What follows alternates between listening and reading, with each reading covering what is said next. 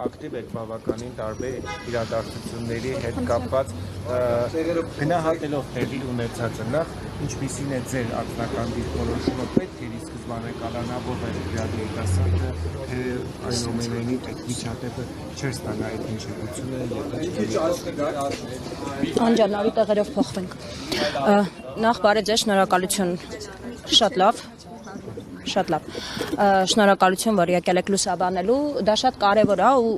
կարևոր չի թե ինչքան մարդ կկա այստեղ կկանգնի ես ու Աննան մեկա գալու էինք որովհետև կազմակերպել էինք մենք որոշել էինք մենք որ պետքա գանք կանգնենք ձեր հարցին ի պատասխան ուզում եմ ասել որ յուրաքանչյուր բռնություն իմ կողմից կոնկրետ եւ ըստ եմ Աննայի կողմից էլ դատապարտելի է բայց նայելով կադրերը որոնց համար որ այսօր այդ երեխան նստած է դե ես բռնություն չեմ տեսնում եթե ինքը ձեռքը գցել է եւ դրանից հետո ստացել է հարված ընկել է գետին ունի բազմաթիվ կրկնում եմ նորից որտեղ խոսել ենք մայրիկի հետ խոսել ենք պաշտպանի հետ անհամատեղելի կալանքի հետ հիվանդություններ այդ երեխան չպիտի լինի ու ես այսօր այստեղ եմ ասելու այդ վերևի մարդուն որ չպիտի ես երկրում խոսքը, չպիտի ես երկրում վերաբերմունքը, քաղաքական հայացքները եւ նման բաները միանգամից կալանքի տարվի, դա նորմալ չի։ Լավ, մենք գիտենք ընդհանրապես այս երկրում, որ գոյություն ունի տնային կալանք, պայմանական կալանք եւ նման բաներ։ Մենք պիտի իմանանք, գիտեք, շատ մարդիկ չգիտեն, որ տենց բաներ գոյություն ունի, որովհետեւ չի կիրառվում դա։ Գիտեն, որ միանգամից մեկը մի բան ասեց, ինձ ամեն օր գրում են Անայիս ջան, զգուշ եղի, էլի քեզ չբռնենք։ Ինչի պիտի բռնեն, որ ես իմ խոսքի ազատությունը ժողովրդավարական բաստիոնում կիրառում եմ, հա, որ ասում եմ այն ինչ մտածում եմ, թե ընդդիմության, թե իշխանության, թե ինչ-որ մեկի մասին։ Չէ, դա նորմալ չի, ժողովուրդ մենք պիտի հասկանանք ու տեր կանգնենք այդ ամեն ինչին։ Իսկ այդ նորից գանք դեպքին։ Կոնկրետ ինչի համար Դավիթը պետքա գնա գոնե տնային կալանքի հիմա, որովհետև առաջին հերթին Դավիթը չի արել այնպիսի հանցանք, ինչի համար 12-րդ դասարանի աշակերտը, որը հենց հիմա պիտի դասարանում իր դասաժամն է, հենց հիմա Այո, պիտի լիներ,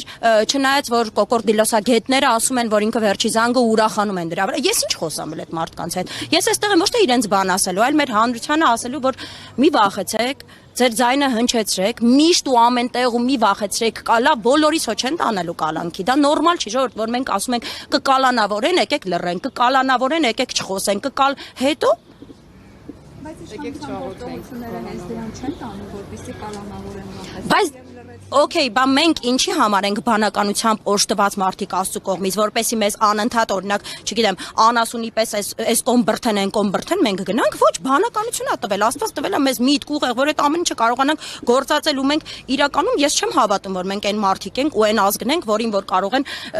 ասել, ես գիտեք ինչի վրա եմ ավելի շատ զայրանում, որ մարդիկ նստում ու սկսում են գրել, ոչ այնքան որ իրան կալանք են տվել, որովհետև կալանք տվողներին արդեն բոլորս ենք ճանաչում 8 տարի շարունակ իրենց գործելավոճին էլ ենք ծանոթ ամեն ինչին էլ ենք ծանոթ այլ են մարդկանց վրա եմ զարմանում որ նստում են եւ սկսում են քննադատել 12-րդ դասարանի երեխուն եւ արդարացնել նրան խփողին, արդարացնել նրան կալանք տվողին, արդարացնել այդ ամեն ինչը։ Գլխավոր դատախազը ինչ է ակնկալում, ինչ կարողանա։ Աննայի ակնկալիքները մեծ են ավելի, ես Փաշինյանի լրագրողը հաստատվեց հնարավորությունները, ինքը ասեց, ես ով եմ որ ներեմ, հա, զբաղվում է դրանով իրավապահ համակարգը, իր ներկայությունը ճնշում ենք։ Արդեն ասեցի